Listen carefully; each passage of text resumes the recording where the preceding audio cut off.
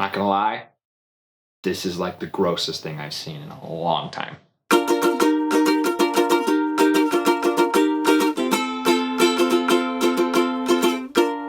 Hello everybody, welcome to Film Fireside.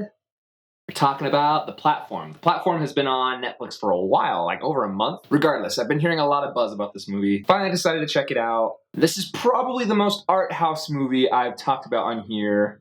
Well, maybe other than Portrait of a Lady on Fire. And what I mean by that, if you don't know, it is of the opinion in the film world that there are essentially just two types of ways to approach a film.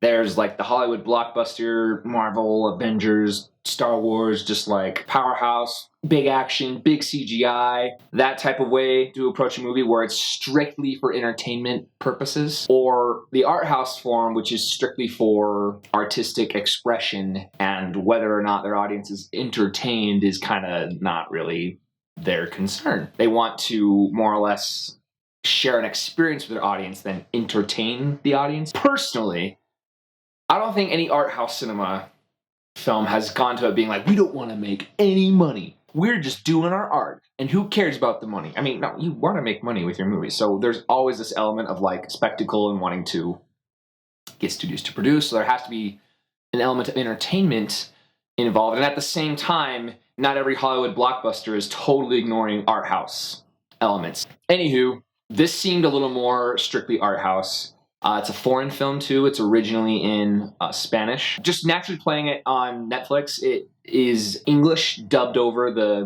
them speaking their lines. I didn't notice it for like the first like 5 minutes of the movie, but once I noticed it, it really distracted me. So I switched to the original language and watched subtitles.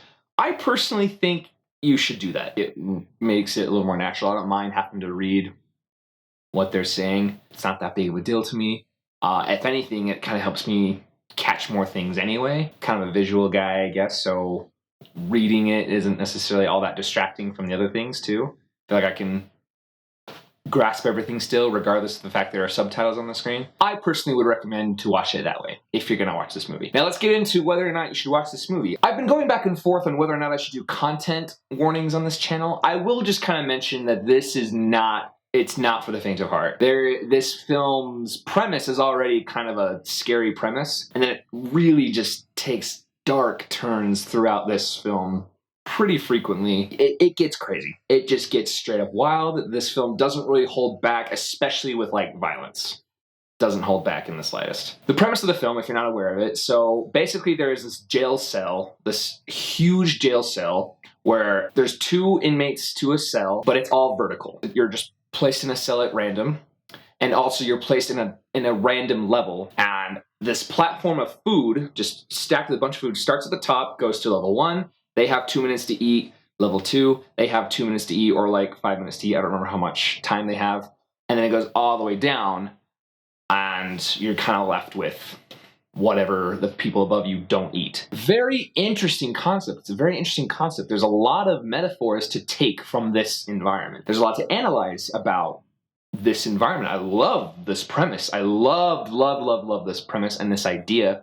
And I also love that it kind of took a route maybe I wasn't expecting. It'd be pretty easy for this to be a class problem of our society.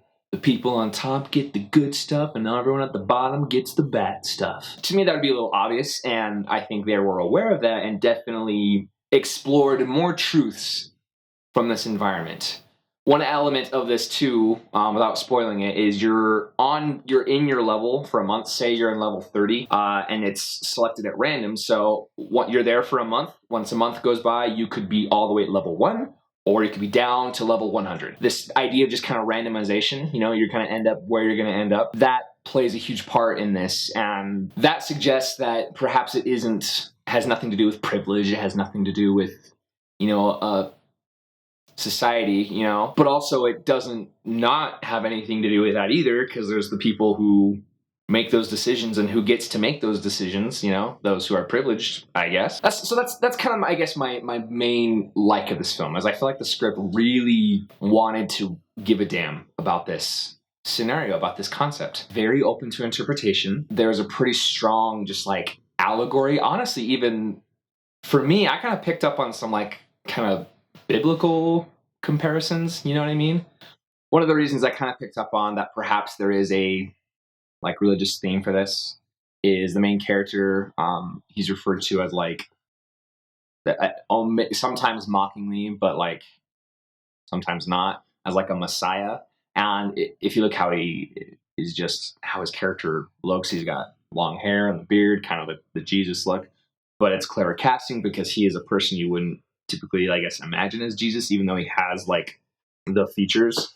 So that may exist. There may be some of that in this film, but I don't know, kind of open to interpretation there. I don't think that's a spoiler because it's not like obvious and in your face about it, and maybe people won't even interpret it that way like I do, so take that as you will. Getting into, I guess, the dislikes of the film, I just have one. I mentioned this in my top 10 organized crime list video. Hard content for hard content's sake isn't always that effective to me, and I feel like this film kind of dips into that world a little bit. This is a scary situation.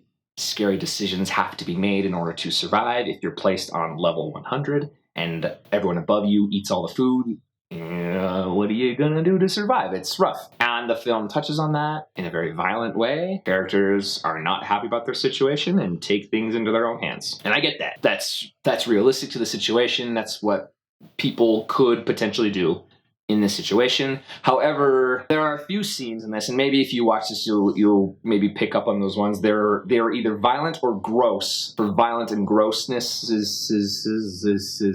they're either gross or violent for gross and violence sake. At least it felt that way to me. I don't want to knock the movie like too hard for that. The other thing too, again, one thing that's great about Arthouse, I love Arthouse Cinema. I love the idea of things being open to interpretation. It's about the experience with the film. It's about how you are affected by the film.